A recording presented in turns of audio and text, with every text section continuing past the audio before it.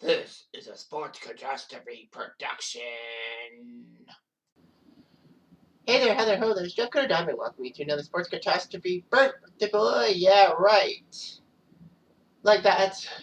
Yeah, that picture tells you it's something else. It's the only video for today, January the 6th, but it is January the 7th, sorry. What am I thinking? Well, anyway, on this day in 1980, two very big conference championship games happened on the same day. Usually you don't see me talking about both conference championships in the NFL in a positive light. Because I know that the scores don't look like concealing things, but anyway. So, it's the 1980 NFL playoffs. The San Diego Chargers and the Dallas Cowboys are the 1 seeds in this tournament. Of course, the picture shows the conference championship and the Super Bowl. Well, the conference championship.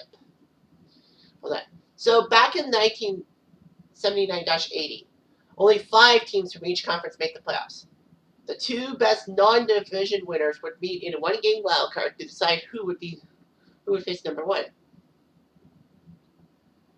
Now, the Philadelphia Eagles took care of the Chicago Bears 27-17 on home turf, which means a date with Dallas because, they're the best non-division winner and the 1 seed's Dallas. Yeah, so fast.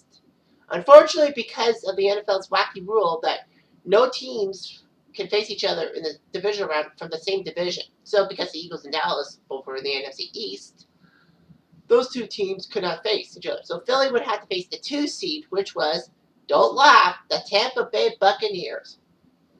So that happened.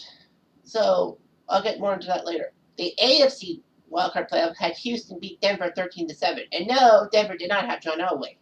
This was the Craig Morton Denver Broncos. So Houston, as the 4 seed, would take on number 1 San Diego, whereas number 3 Miami would face number 2 Pittsburgh. So on December 29th, Philly went to Tampa to play the Buccaneers and lost 24-17. We were thinking, how did Tampa win a division? Isn't this like years after their 0-14 season, when there was a 14-game season? NFL? You would be right. You would be totally right.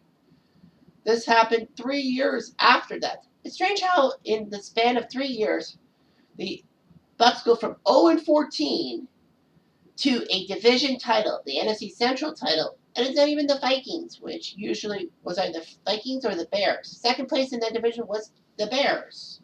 The Vikings were bad that year. Yikes. Anyway, and Tampa is like, how did they do so well? This is going to be one of the best turnarounds ever. You go from 0-14 all the way to winning the division, and after beating the Eagles, going to the NFC title game, to the Final Four. This is unprecedented. Now, the fact of the matter is, this is akin to the 2003 Detroit Tigers, losing 119 games, and then 3 years later, poof, they're in the World Series. Yeah, sure, they lost the World Series to the Cardinals, but still, that's amazing for Detroit to go from almost getting the record for most losses in a season by an MLB team to all of a sudden going to the World Series, taking care of Oakland on that Miguel Ordonez walk-off home run. Anyway, so Tampa won 24-17. On the other side of the continent, Houston took on San Diego on December 29th, and Houston shocked San Diego 17-14. Here's the thing. Dan Pastoriti was hurt. Earl Campbell seemed to be hurt. Rob Carpenter seemed to be hurt. Houston had nothing. Their offense was sucked, and everyone thought the Chargers with Dan Fouts was going to beat the tar out of these guys. Well, you would be wrong.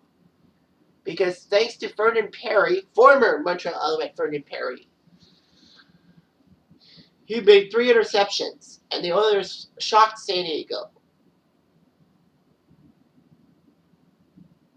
Anyway, it just happened. It was monumental.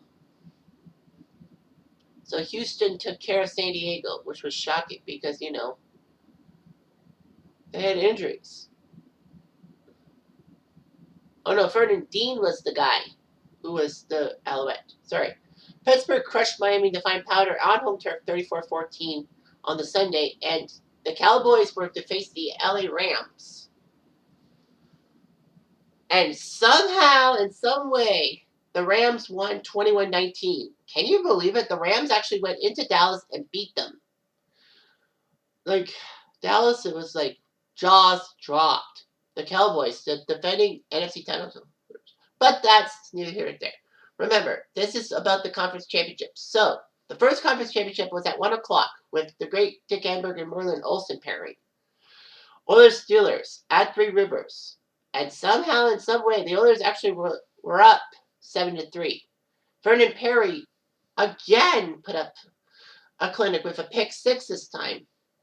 Teams kicked field goals, and then Terry Bradshaw threw 2 touchdown passes to Benny Cunningham and John Stallworth. Steelers were up 17-10 in the third quarter when Dan Pastorini, who was happily back from injury, passed to Mike Renfro at the back of the end zone. And Renfro apparently took the catch with both feet in bounds. Touchdown, should be tied. But no, somehow in some way it didn't happen. TV replay suggested a catch for a touchdown and all that. The officials ruled the pass incomplete, saying that Renfro did not have complete control. But obviously this is before the advent of instant replay or replay within an NFL game. So Renfro's catch could not happen. They had to kick a field goal. Rocky Bleier scored a rushing touchdown to ice the game, and the Steelers won 27-13. It was pathetic.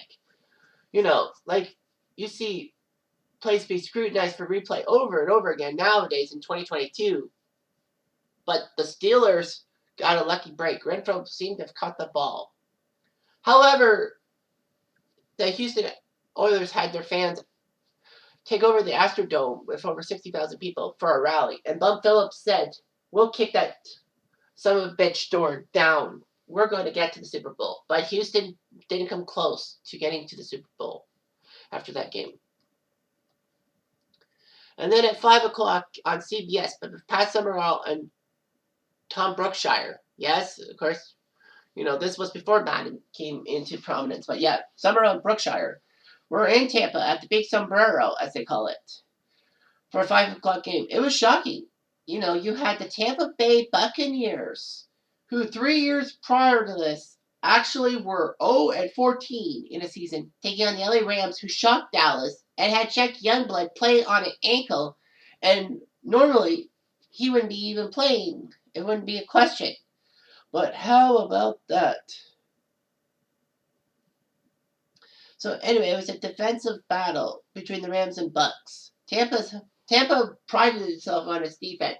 Pretty much why they won the division. I mean, when you have the Salmon brothers and some other key members on defense, you know what to do. But the game was terrible. I mean, the Rams had totally knocked down the Bucks. 369-177 for total offense, as Colin Bryant and Wendell Tyler combined for 192 rushing yards, more so than the Bucks' total offense yards and all that. Now, Doug Williams did get hurt with a torn bicep injury, but he was 2 for 13 to start the game. Both teams had a touchdown nullified by penalties. LA had a touchdown run by Colin Bryant, and Tampa had a touchdown catch by Jimmy Giles. Ruined it. The final score was 9-0. You read that right. You're reading that graphic right. The Rams won 9-0. 3 field goals. Tampa did hold the Rams without a touchdown, but they couldn't score any freaking points of their own. It was just ugly. I mean, this was the first conference championship game in NFL history without a touchdown from either team.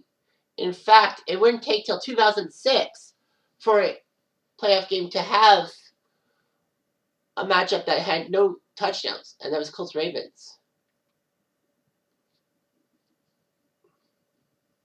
So anyway, Rams and Steelers met in Super Bowl 14, and the Steelers solidified their dynasty. Well, they had it kind of a dynasty anyway, but yeah. So yeah, 2 conference championship games with 2 different outcomes. One, a touchdown that should have counted because of things, but the referees missed it, and there was no such thing as instant replay. And the other one, which They would have killed to have a touchdown, but they didn't. They only had 9 points for 3 field goals. Blech. Anyway, I'm jumped. I'm going to do.